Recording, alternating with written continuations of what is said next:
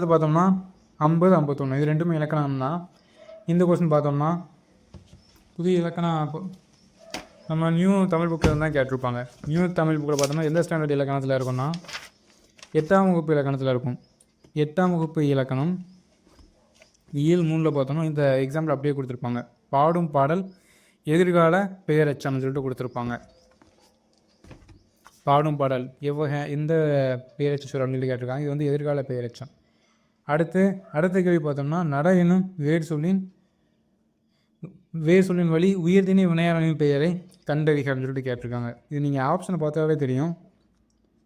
உயர்திணைனா மனிதர்களை பிடிக்கிற மாதிரி இருக்கணும். நடந்தவன், இது வந்து நடந்தது, நடப்பது, நடப்பவை, பொதுவாக அது அவையெல்லாம் நம்ம வந்து அக்ரிணைக்கு தான் பயன்படுத்துவோம்.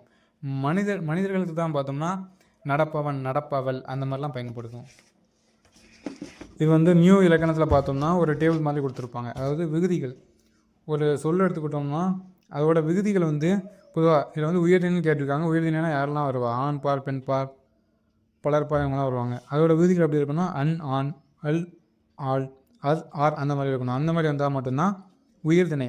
து, து, ரு, அ, அதெல்லாம் வந்துச்சுன்னா அதெல்லாம் அக்ரிணை. இதை பாருங்கள், இப்போ உங்களுக்கு புரியும். அன் நடந்தவன், மற்ற எல்லாமே என்ன வந்திருக்கு? நடந்தது, நடப்பது, நடப்பவை, இது எல்லாமே அக்ரிணை. டி மட்டும் தான் கரெக்டு.